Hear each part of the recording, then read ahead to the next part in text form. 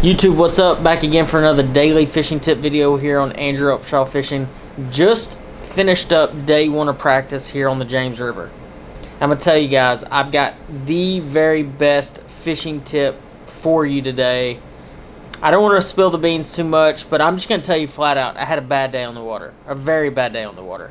And I'm going to explain to you my process of getting out of the bad days. So make sure you drop down first, though, and hit that subscribe button in the bottom right-hand corner. And comment below, what is one way that you adapt from a bad day on the water? Is it, do you go home and take a shower? Do you go out to eat?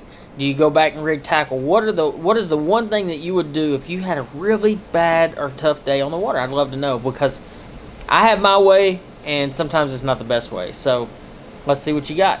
But I hope y'all enjoy this fishing tip on today's YouTube video.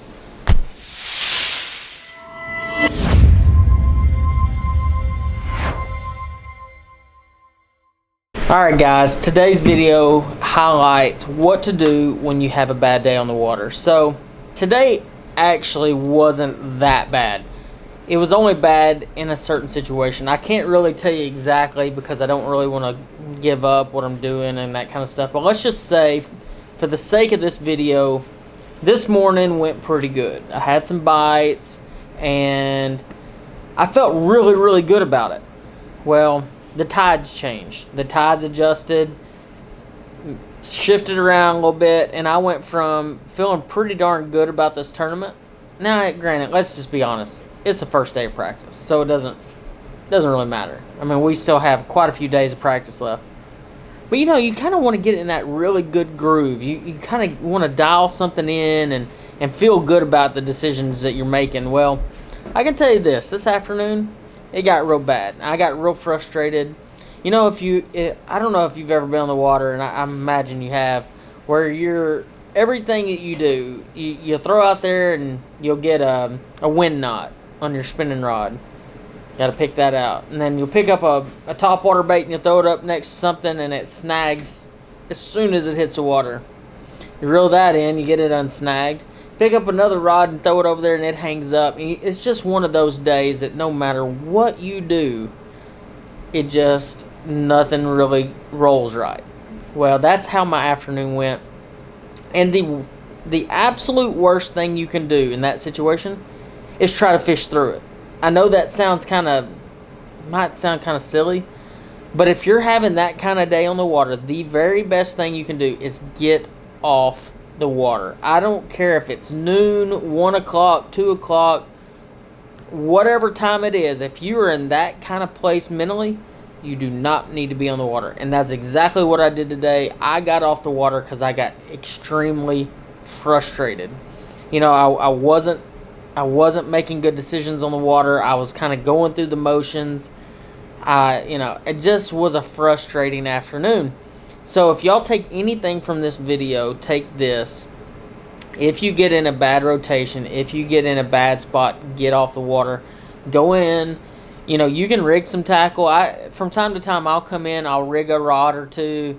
I'll clean up my boat just a little bit. I'll go take a shower. I'll go eat a really good meal. And a lot of times I'll sit down and edit and just kind of try to take my mind off the day. One of the things that I do too is just jump on YouTube. I know, like, people think that when you shoot YouTube videos you don't watch YouTube, but I watch a lot of YouTube too. And I watch some videos to just, maybe I missed something. Maybe it was just something I did wrong. And I mean, because I can tell you right now, I do a lot of things wrong sometimes. So just ask my wife. She'll tell you everything I do wrong. But no, that's a joke. But you know, y'all know exactly what I'm saying, though. If you get, like I said, if you get in a bad rotation or something, just get off the water.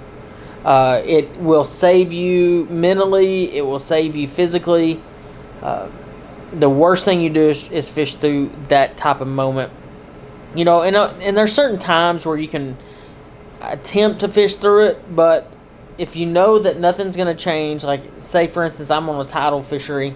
You know, you only have a couple hours on certain tides, of whether it's coming up or going down, and trying to run that tide. So if you're in a really bad tide rotation, it'll feel like you are absolutely on the worst body of water ever, while Bradley Holman's 5 miles away from me and he's smoking them. I'm not saying he is, but that's the difference in tide and how it works. So, like, I can be on one end of the river and it's terrible, and Hallman could be on the other end of the river and he's smoking them. And I got in a bad rotation. So, I know this is kind of a different tip, and it's more tournament driven, but if you are practicing and you only have 1 or 2 days of practice, yeah, I could understand you fishing through something like that. But in the case of what we are here, we're practicing for 3, 4, 5 days, depending on where we're going.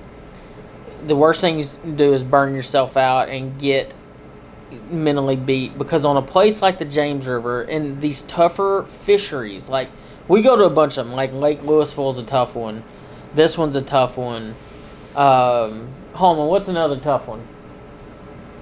Off the top of your head. Beaver Lake. Beaver Lake's a tough one. The worst thing you can do is get mentally beat. So if I go out there in the tournament and I'm already just still mad from a day of practice because I refused to get off and I tried to fish through something, you can beat yourself in the tournament before you make a cast. So you need to be super high expectation and positive, because if the more negative you are on the water and after you get off the water, the worse you're going to be. So by removing yourself, it definitely is going to make you more positive and have better results in the tournament. And that actually leads me to one more point that I want to make, and I think it's a really, really good point. You got to surround yourself with positive people.